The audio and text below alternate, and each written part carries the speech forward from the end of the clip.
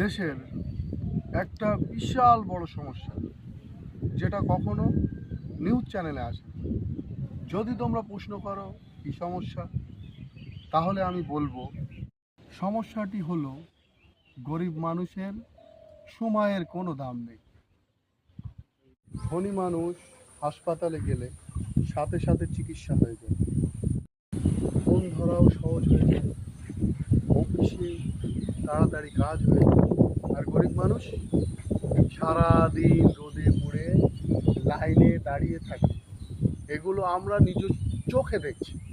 PG হাসপাতাল থেকে শুরু করে, আরজিকার হাসপাতাল থেকে শুরু করে, বসিরহাট হসপিটাল থেকে শুরু করে। আরও একটা সমস্যা, যদি তোমার কাছে টাকা থাকে তাহলে ওই লাইনে তোমাকে দাঁড়াতে হবে না। তাহলে গরিব মানুষ কোথায় যাবে? এই সাধারণ চিকিৎসাটুকু যদি তোমরা না দিতে পারো, একটা সাধারণ মানুষ কোথায় যাবে? কোথায় গিয়ে চিকিৎসা নেবে? গরিব মানুষ যদি হাসপাতালে বা অফিসে 5 ঘন্টা দাঁড়িয়ে থাকে, তাহলে তার সারাদিনের কাজটা তো গেল, সেই দিন তার পরিবারের খাওয়া দাওয়াও গেল। আর সব থেকে বড় কথা ভাই, তাদের কষ্ট দেখার মতো কেউ নেই। না আছে নেতা, না আছে মন্ত্রী, না আছে সাধারণ মানুষ, না আছে পাশের বাড়ির লোক, কেউ নেই।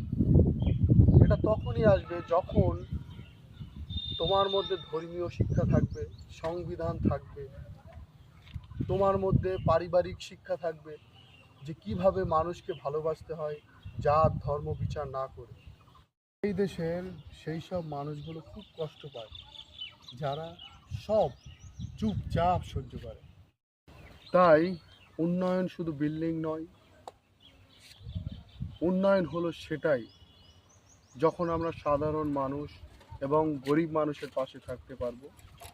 সেটাই হলো আসল উন্নয়ন।